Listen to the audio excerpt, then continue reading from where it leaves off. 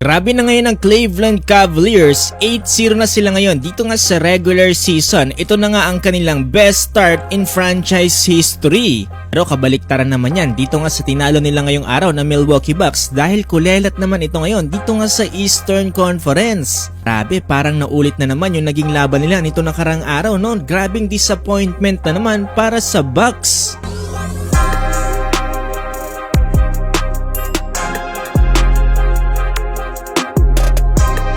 Ito na tayo sa back-to-back game ng Milwaukee Bucks kontra nga dito sa undefeated na Cleveland Cavaliers. Well, ngayong araw ay medyo mahihirapan ng Bucks dahil hindi maglalaro ang kanilang star player na si Giannis Antetokounmpo dahil nga sa injury nito na strained adductor muscle. Well, dito sa first quarter, no, halatang kakulungan ni Giannis Antetokounmpo dito para sa team kaya kinakailangan mag-step up ng mga ibang players. Sinasamantala naman yan dito ng Cleveland Cavaliers dito para sa kanilang team.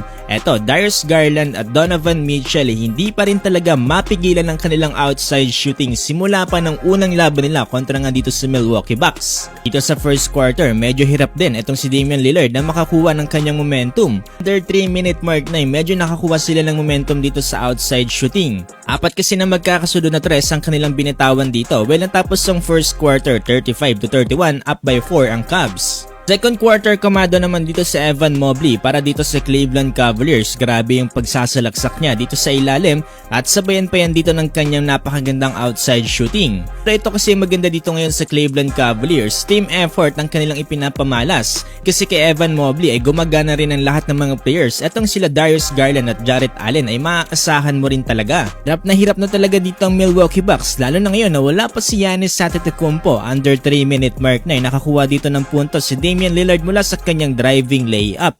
Dahil sa dami ng turnovers dito ng Milwaukee Bucks, umakyat na sa double digit ang lamang dito ng Cleveland Cavaliers 73-60. Dito sa third quarter, finally, mukhang na-realize na ni Damian Lillard na hindi gagana ang kanilang team kapag hindi siya mag-i-step up. Ito, grabe, driving layup na sinabayan pa dito ng 22-foot step back jumper.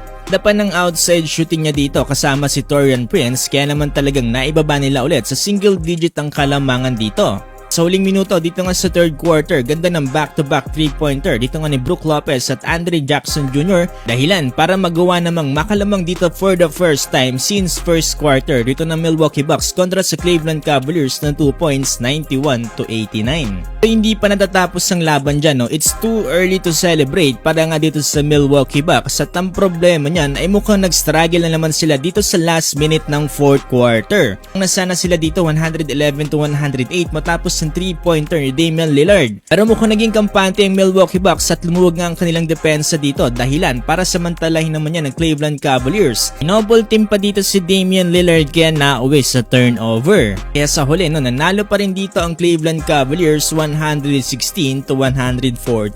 Dahil dyan 1 out of 6 na ngayon dito ang Milwaukee Bucks sa Eastern Conference, pantalang undefeated pa rin dito ang Cleveland Cavaliers with 8-0 record. Ang una pala dito sa laban na to si Darius Garland with 39 points at dito naman si Milwaukee Bucks Damian Lillard 36 points.